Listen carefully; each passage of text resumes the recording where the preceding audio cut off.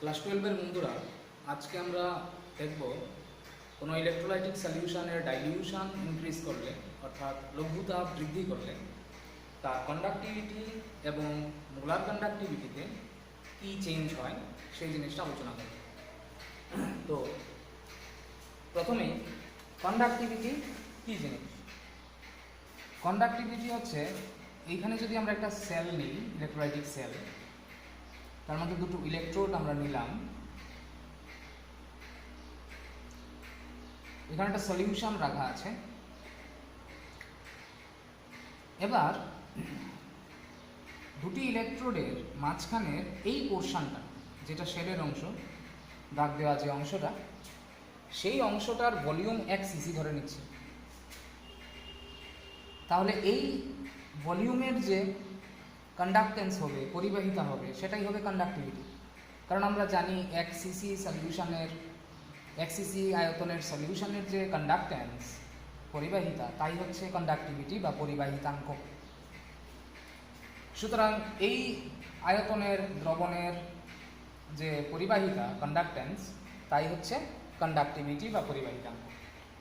এবার আমরা যদি স্ট্রং ইলেকট্রোলাইট বা উইক ইলেকট্রোলাইট, যে কোনো ধরনের ইলেকট্রোলাইট এর সলিউশন নিয়ে তার ডাইলিউশন যদি আমরা বাড়াই, অর্থাৎ লঘুতা যদি বাড়াই, তাহলে মনে রাখতে হবে কন্ডাক্টিভিটি মানে পরিবাহিতাঙ্ক প্রতি ক্ষেত্রেই ডিক্রিজ করে।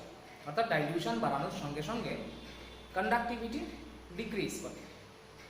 মোলার কন্ডাক্টিভিটি উল্টা, ডাইলিউশন বাড়ানোর সঙ্গে সঙ্গে, মানে লঘুতা বাড়ানোর সঙ্গে সঙ্গে মোলার কন্ডাক্টিভিটি অর্থাৎ মোলার পরিবাহিতা ইনক্রিজ করে। এবার কেন ডিক্রিজ আর ইনক্রিজ করে, এই বিষয়টা আমরা বুঝব। কন্ডাক্টিভিটি আমরা দেখলাম এখন এই 1 সিসি যে সলিউশন, 1 কিউবিক সেন্টিমিটার আয়তনের যে দ্রবণ, তার কন্ডাক্টেন্স হচ্ছে কন্ডাক্টিভিটি। এবার এইখানে যখন আমরা একটা ইলেকট্রোলাইটিক সলিউশন নিলাম, তাকে যদি আমরা ডাইলিউট করি, তখন সলিউশনের যে আয়তন, ভলিউম, এটা ইনক্রিজ করবে। স্বাভাবিকভাবেই তার মধ্যে যে আয়নগুলি থাকবে, সেই আয়নগুলি ছড়িয়ে যাবে, স্ক্যাটার্ড করে যাবে। ফলে এই 1 সিসি ভলিউমের সলিউশনের মধ্যে আয়নের যে সংখ্যা, নাম্বার অফ আয়ন, সেইখানে ডিক্রিজ করবে, কমে যাবে। যেহেতু নাম্বার অফ আয়ন ডিক্রিজ করলো 1 সিসি সলিউশনের মধ্যে, তাহলে 1 সিসি সলিউশনের যে কন্ডাক্টেন্স, সেটা কমে যাবে, তাই কন্ডাক্টিভিটিও কমে যাবে। সুতরাং আমরা বলতে পারি ডাইলিউশন বৃদ্ধি করলে, মানে লঘুতা বৃদ্ধি করলে, প্রতি সিসি দ্রবণের মধ্যে আয়নের সংখ্যা ডিক্রিজ করে, হ্রাস পায়। এই কারণে তার কন্ডাক্টিভিটিও কমে যায়। এবার আমরা আসছি মোলার কন্ডাক্টিভিটি। আমরা এখনই জানলাম যে ডাইলিউশন বাড়ালে, মানে লঘুতা বাড়ালে, মোলার পরিবাহিতা অর্থাৎ মোলার কন্ডাক্টিভিটি ইনক্রিজ করে। এবার কেন ইনক্রিজ করে এটা বুঝতে হবে। এটাকে আমরা দুইটা অংশে দেখব, একটা হচ্ছে স্ট্রং ইলেকট্রোলাইটের বেলায় আর একটা উইক ইলেকট্রোলাইটের বেলায়। প্রতি ক্ষেত্রেই কিন্তু মোলার কন্ডাক্টিভিটি ইনক্রিজ করে। ধরে নিচ্ছি এই যে সলিউশনটা নিলাম, এই সলিউশনের মধ্যে 1 মোল ইলেকট্রোলাইট রয়েছে। টোটাল যে সলিউশনটা, এটার মধ্যে 1 মোল ইলেকট্রোলাইট রয়েছে। তাহলে এই টোটাল সলিউশনটার যে কন্ডাক্টেন্স, পরিবাহিতা, তাই হবে মোলার কন্ডাক্টিভিটি। আমরা মোলার কন্ডাক্টিভিটির সংজ্ঞা আগেই জানি। এবার স্ট্রং ইলেকট্রোলাইটের বেলায় আমরা বলছি, স্ট্রং ইলেকট্রোলাইট যে কোনো গাঢ়ত্বে, যে কোনো কনসেন্ট্রেশনে কমপ্লিটলি ডিসোসিয়েটেড ফর্মে থাকে। আয়নগুলি সবগুলি ডিসোসিয়েট অবস্থায় থাকে। এবার যদি আমরা তাকে ডাইলিউট করি, ডাইলিউট করে মনে করি ভলিউম এতটুকু হলো, আয়তনটা এত হয়ে গেল, তাহলে এই যে ভলিউম, এই ভলিউমের মধ্যেও কিন্তু 1 মোল ইলেকট্রোলাইটই আছে। কিন্তু ডিফারেন্স একটাই আছে, যে আগে আয়নগুলি কম জায়গার মধ্যে ছিল, ফলে আয়নগুলির মধ্যে যে ডিস্টেন্স, এটা কম ছিল। আর এখন ডাইলিউশন বাড়ানোর ফলে আয়নগুলির সেপারেশন বেড়ে গেছে, আয়নগুলি একটার থেকে একটা দূরে চলে গেছে, ফলে তাদের মধ্যে ডিস্টেন্স বেড়েছে। এই কারণে তাদের মধ্যে যে ইন্টারাকশন, একটা আয়ন আরেকটা আয়নকে যে আকর্ষণ বা বিকর্ষণের প্রবণতা, ওইটাও কমে গেছে, অর্থাৎ আয়নগুলির মুভমেন্ট বেড়ে গেছে, তাদের স্বাধীনতা বেড়ে গেছে, মুভমেন্টের ফ্রিডম বেড়ে গেছে। এই কারণে তারা বেশি পরিমাণ তড়িৎ পরিবহন করে। ফলে কি হলো, আয়তন যখন আমরা বৃদ্ধি করলাম, আয়নগুলির ফ্রিডম বেড়ে যাওয়াতে, স্বাধীনতা বেড়ে যাওয়াতে আয়নগুলি বেশি তড়িৎ পরিবহন করতে পারলো, স্বাভাবিকভাবেই মোলার কন্ডাক্টিভিটিও বেড়ে গেল। এই কারণে যখন আমরা সলিউশনকে ডাইলিউট করি তখন মোলার কন্ডাক্টিভিটি ইনক্রিজ করে স্ট্রং ইলেকট্রোলাইটের ক্ষেত্রে। কী কারণে করে? নাম্বার অফ আয়ন্স একই থাকে, কিন্তু তাদের যে স্বাধীনতা, এই স্বাধীনতা বৃদ্ধি পায়। উইক ইলেকট্রোলাইট এর ব্যাপারটা একটু অন্যরকম। এটা মোলার কন্ডাক্টিভিটি এক্ষেত্রেও বাড়ে ডাইলিউশন বাড়ালে, কিন্তু অন্যরকমভাবে বাড়ে। কীরকমভাবে? উইক ইলেকট্রোলাইট কিন্তু কোনো গারত্বেই কমপ্লিটলি ডিসোসিয়েট ফর্মে থাকে না। তার ডাইলিউশন যখন আমরা বাড়াই, তার লঘুতা যখন আমরা বাড়াই, তখন তার বিয়োজন মাত্রা বাড়ে, ডিগ্রি অফ ডিসোসিয়েশন বাড়ে, ফলে দ্রবণের মধ্যে আয়নের সংখ্যা বৃদ্ধি পায়। এই কারণে যখন আমরা ডাইলিউট করি সলিউশনের ভলিউম যখন বেড়ে এতটুকু হয়, তখন উইক ইলেকট্রোলাইটের ডিসোসিয়েশন বেড়ে যায়, ফলে আয়নের সংখ্যা বেশি হয় দ্রবণে, তাই বেশি সংখ্যক আয়ন বেশি পরিমাণ তড়িৎ পরিবহন করে, এই কারণে তার মোলার কন্ডাক্টিভিটি বেড়ে যায়। তাহলে আমরা দেখলাম উইক ইলেকট্রোলাইটের, স্ট্রং ইলেকট্রোলাইটের বেলায় ডাইলিউশন বাড়ালে মোলার কন্ডাক্টিভিটি বাড়ে, এর কারণ হচ্ছে আয়নগুলির স্বাধীনতা বৃদ্ধি পায়। আর উইক ইলেকট্রোলাইটের বেলায় ডাইলিউশন বাড়ালে, মানে লঘুতা বাড়ালে মোলার কন্ডাক্টিভিটি বাড়ে, এর কারণ হচ্ছে আয়নের সংখ্যাই বৃদ্ধি। স্ট্রং ইলেকট্রোলাইটের বেলায় আরেকটু ধারণার প্রয়োজন আছে, এটা হচ্ছে ইনফাইনিট ডাইলিউশনে এরকম মোলার কন্ডাক্টিভিটি কীরকম হয়, এটা আমরা দেখব। এইভাবে যদি আমরা স্ট্রং ইলেকট্রোলাইট ডাইলিউশন বাড়াতে থাকি, অর্থাৎ সলিউশনকে আরও লঘু করতে থাকি, সেই অবস্থায় তার মোলার কন্ডাক্টিভিটিও আস্তে আস্তে ইনক্রিজ করতে থাকবে। কিন্তু এমন একটা সময় আসবে যখন তার মোলার কন্ডাক্টিভিটি আর ইনক্রিজ করবে না। এর মানে আরও ডাইলিউট যদি আমরা করি, তার মোলার কন্ডাক্টিভিটি আর ইনক্রিজ করবে না, একই ফিক্সড হয়ে যাবে। ওইটা তার সর্বোচ্চ molar conductivity, maximum molar conductivity. এই অবস্থায় আমরা বলতে পারি কি?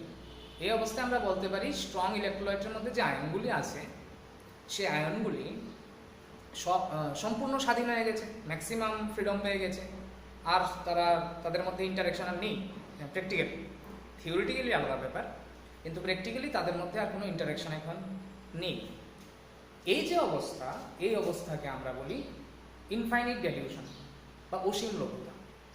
এবং এই অবস্থায় আমরা যে মোলার পরিবাহিতা মাপব, তাকে আমরা বলবো অসীম লঘুতায় মোলার পরিবাহিতা বা molar conductivity at infinite dilution. এই ইনফাইনাইট ডাইলিউশনকে আমরা ল্যামডা m0 দিয়ে লিখতে পারবো, ল্যামডা m0। মৃদু তড়িৎ বিশ্লেষ্য মানে উইক ইলেকট্রোলাইট যেহেতু এইরকম কোনো অবস্থায় যেতেই পারে না, ইনফাইনাইট ডাইলিউশনে যেতেই পারে না, এর কারণ যতই আমরা ডাইলিউট করব তার ডিসোসিয়েশন ততই বাড়বে, কোনো ক্ষেত্রেই তার কমপ্লিট ডিসোসিয়েশন হয় না। এই কারণে উইক ইলেকট্রোলাইটের বেলায় ইনফাইনাইট ডাইলিউশন বলতে প্র্যাকটিক্যালি আমরা কিছু পাই না, কিন্তু ইনডাইরেক্টলি আমরা উইক ইলেকট্রোলাইটের বেলায়ও কিন্তু ইনফাইনাইট ডাইলিউশনে মোলার কন্ডাক্টিভিটি মাপতে পারি। এবার আমরা এখানে দেখব একটা লেখচিত্র দেখব, যেটা থেকে আমরা বুঝতে পারবো মোলার কন্ডাক্টিভিটিটাকে, ইনফাইনাইট ডাইলিউশনে মোলার কন্ডাক্টিভিটিটাকে আরেকটু ভালোভাবে বুঝতে পারবো। এই যে লেখচিত্র, এই লেখচিত্রে এক্স অক্ষ বরাবর গারত্বকে রাখা হয়েছে। এক্স অক্ষ বরাবর গারত্ব কনসেন্ট্রেশন ইনক্রিজ করছে, ফলে এদিকে গেলে ডাইলিউশন বাড়ছে। আর ওয়াই অক্ষ বরাবর রাখা হয়েছে মোলার কন্ডাক্টিভিটিকে, ওয়াই অক্ষ বরাবর এগিয়ে গেলে মোলার কন্ডাক্টিভিটিও বৃদ্ধি পায়।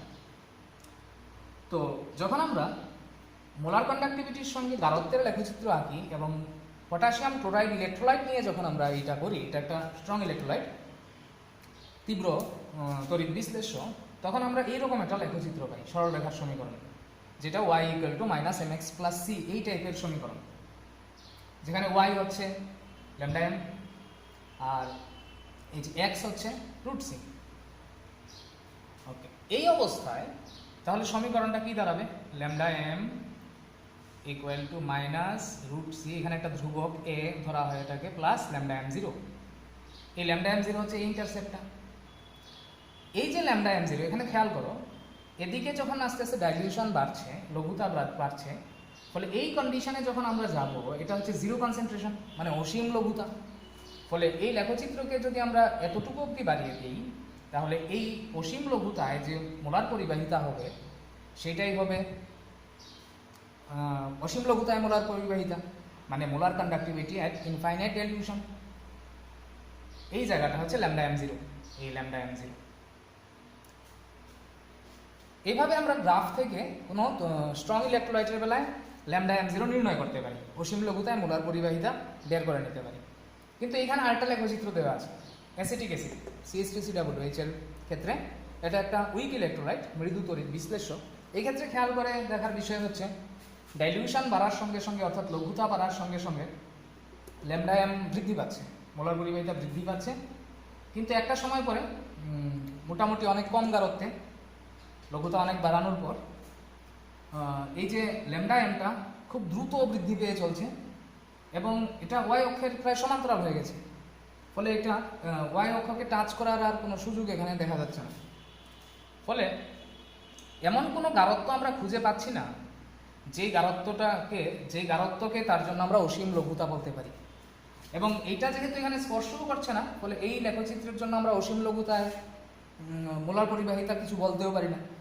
এই কারণে বোঝা যাচ্ছে যে লেখচিত্র থেকে আমরা উইক ইলেকট্রোলাইট বা মৃদু তড়িৎ বিশ্লেষের বেলায় কিন্তু মোলার পরিবাহিতা বের করতে পারবো না অসীম লঘুতায়। এই যে সমীকরণটা এখানে লিখলাম, এই সমীকরণটা হচ্ছে ডিবাই-হুকেল-উনসাগার ইকুয়েশন। ডিবাই-হুকেল-উনসাগার ইকুয়েশন। লেখচিত্রটা হচ্ছে স্ট্রং ইলেকট্রোলাইটের বেলায়, উইক ইলেকট্রোলাইটের বেলায় কিন্তু এটা প্রযোজ্য না, কারণ এটা সরলরেখার সমীকরণ, y = -nx + c টাইপ সমীকরণ। ওকে, এবার তাহলে আমরা দেখলাম যে স্ট্রং ইলেকট্রোলাইটের বেলায় আমরা মোলার কন্ডাক্টিভিটি বের করতে পারি ইনফাইনাইট ডাইলিউশনে, কিন্তু উইক ইলেকট্রোলাইটের বেলায় আমরা তা পারি না। কিন্তু ইনডাইরেক্ট একটা ওয়েতে উইক ইলেকট্রোলাইটের বেলায়ও কিন্তু বের করা যায় এই মোলার কন্ডাক্টিভিটি ইনফাইনাইট ডাইলিউশনে। কিভাবে? কোলরাসের একটা সূত্র অ্যাপ্লাই করে আমরা এটা করতে পারি। কোলরাস বুঝতে পেরেছিলেন যে অসীম লঘুতায় কোনো একটা যে কোনো যখন আমরা তড়িৎ বিশ্লেষণ নেব, তার যে পরিবাহিতা হবে, মানে molar conductivity at infinite dilution যা হবে, এইটা তার যে সংঘটক আয়নগুলি আছে, ওই তড়িৎ বিশ্লেষণটা যে আয়ন দিয়ে তৈরি, সেই আয়নগুলির মোট যে পরিবাহিতা হবে তা হবে তড়িৎ বিশ্লেষণটির মোলার পরিবাহিতার সমান। এই কারণে কোলরাসের সূত্রটি হচ্ছে অসীম লঘুতায় কোনো তড়িৎ বিশ্লেষের তুল্যাঙ্ক পরিবাহিতা তার সংগঠক ক্যাটায়ন এবং অ্যানায়নগুলির তুল্যাঙ্ক অসীম লঘুতায় তুল্যাঙ্ক পরিবাহিতার সমষ্টির সমান। অর্থাৎ lambda equivalent 0 equal to lambda 0 of cation plus lambda 0 of anion. এটাকে আমরা আরেকটু এক্সটেন্ড করে মোলার কন্ডাক্টিভিটির বেলায়ও বলতে পারি। Lambda m0 of electrolyte critic solution equal to lambda 0 of cation plus lambda m0 of anion. তাহলে এটা হচ্ছে কোলরাসের সূত্র। এবার এই কোলরাসের সূত্র ব্যবহার করে আমরা মৃদু তড়িৎ বিশ্লেষে উইক ইলেকট্রোলাইটের বেলায়ও অসীম লঘুতায় তুল্যাঙ্ক মোলার পরিবাহিতা বের করে নিতে পারি। কিভাবে করবো একটা উদাহরণ দিয়ে আমরা দেখছি।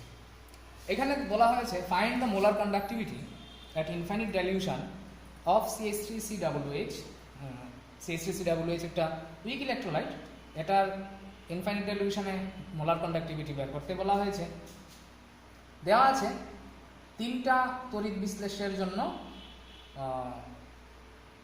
ইনফাইনিট ডাইলিউশনে মোলার কন্ডাক্টিভিটি দেওয়া আছে। CH3COONA, NaCl, HCl তিনটাই স্ট্রং ইলেকট্রোলাইট, তীব্র তড়িৎ বিশ্লেষ্য, তিনটার ক্ষেত্রেই অসীম লঘুতায় তুল্যাঙ্ক মোলার পরিবাহিতা দেওয়া আছে। এবার তাহলে অ্যাসিটিক অ্যাসিডেরটা কি করব? কোলরাসের সূত্র থেকে আমরা বলতে পারি যদি এইরকম কিছু থাকে, ল্যামডা m0 CH3COOH যদি কিছু থাকে, অর্থাৎ অ্যাসিটিক অ্যাসিডের অসীম লঘুতায় মোলার পরিবাহিতা হবে lambda m0 CH3COOH। Equal to কি হবে কোলরাশের সূত্র অনুযায়ী lambda zero of CH3 COO minus plus lambda zero of H plus. তাহলে আমরা যদি কোনো জায়গা থেকে এই ল্যামডা জিরো CH3 COO মাইনাসের ভ্যালু বের করতে পারি আর কোনো জায়গা থেকে যদি ল্যামডা জিরো H প্লাসের ভ্যালু বের করতে পারি, এই দুইটাকে যদি যোগ করে দিতে পারি, তাহলে আমরা পেয়ে যাব অসীম লঘুতায় অ্যাসিটিক অ্যাসিডের মোলার পরিবাহিতা। তাহলে এই তিনটা থেকে আমরা কিভাবে বের করব? প্রথমটার বেলায় আমরা বলতে পারি CH3 COONA lambda M0 of CH3 COONA equal to lambda 0 CH3 COO minus plus lambda 0 of Na plus. দ্বিতীয় ক্ষেত্রে NaCl এর বেলায় আমরা বলতে পারি lambda M0 of NaCl equal to lambda 0 of Na plus plus lambda 0 of Cl minus. আর 3 number HCl এর বেলায় বলতে পারি lambda M0 HCl equal to lambda 0 of H plus plus Cl minus. এটা কোলরাশের সূত্র থেকে আমরা পেলাম। এবার আমাদের দরকার হচ্ছে এই ল্যামডা 0 CH3 COO মাইনাস আর ল্যামডা H প্লাস এই দুইটাকে প্লাস করে দেওয়া। আর বাকিগুলি সবগুলি যদি আমরা মার্ডার করে দিতে পারি, এলিমিনেট করে দিতে পারি, তাহলে আমরা শুধু এই দুটি পাবো। তাহলে এটা কিভাবে করতে পারি? তাহলে সহজেই বোঝা যাচ্ছে এই দুইটাকে যদি আমরা প্লাস ফর্মে লিখতে চাই, তাহলে এই সমীকরণ আর এই সমীকরণটাকে প্লাস করতে হবে, তাহলে আর বাকিগুলি মার্ডার করতে হবে, তাহলে এটাকে অবশ্যই মাইনাস করতে হবে। তাহলে এই দুইটাকে প্লাস করবো, এটাকে মাইনাস করে দেবো। এবার এটার ভ্যালু কত আছে? 91.0 সিমেন্স সেন্টিমিটার স্কোয়ার পার মোল দেওয়া আছে 91.0। এটার ভ্যালু কত? ল্যামডা M0 NaCl 126.5 আর ল্যামডা M0 HCl কত আছে? 426.2। তাহলে আমরা যদি এই দুইটা যোগ করি আর এটা বিয়োগ করি, মানে এইটা মাইনাস এইটা প্লাস এইটা যদি করি, তাহলে এইটা মাইনাস এইটা প্লাস এইটা এভাবে হবে। তাহলে এইটা মাইনাস করলে কি হবে? তাহলে আমি একটু লিখছি, ল্যামডা প্রথমটা হচ্ছে প্লাস সি প্লাস, তাহলে lambda 0 CH3 COO minus plus lambda 0 Na plus. দ্বিতীয় সমীকরণটা মাইনাস, ফলে minus lambda 0 Na plus minus lambda 0 Cl minus, এরপরে আবার প্লাস, সুতরাং plus lambda 0 H plus plus lambda 0 Cl minus. তাহলে এখানে Cl মাইনাসের আগে নেগেটিভ, এখানে পজিটিভ, তাহলে এই দুইটা এলিমিনেট হয়ে যাবে। Na প্লাসের আগে পজিটিভ, Na প্লাসের আগে নেগেটিভ, এলিমিনেট হয়ে যাবে। তাহলে থাকলো কি? Lambda 0 CH3 COO minus plus lambda 0 H plus, আর এটাই হচ্ছে ল্যামডা M0 CH3 COOH। তাহলে এটার ভ্যালু কিভাবে বের করবো? এই দুইটা প্লাস আর এটা মাইনাস, 91.0 মাইনাস 126.5 প্লাস 426.2। এটার রেজাল্টটা করে নেবে বাড়িতে, বাড়িতে করে নিলে। তাহলে আমরা এইভাবে কোনো উইক ইলেকট্রোলাইটের বেলায় মোলার কন্ডাক্টিভিটি বের করতে পারবো ইনফাইনিট ডাইলিউশন। এবার আমরা কোলরাশের সূত্রের আরেকটা প্রয়োগ দেখবো। এটা হচ্ছে উইক ইলেকট্রোলাইটের যে ডিগ্রি অফ ডিসোসিয়েশন, সেটাকে আমরা বের করতে পারি এই কোলরাশের সূত্র দিয়ে। কিভাবে? ধরে নিচ্ছি একটা উইক ইলেকট্রোলাইটের ডিগ্রি অফ ডিসোসিয়েশন মানে ফিউশন মাত্রা হচ্ছে আলফা।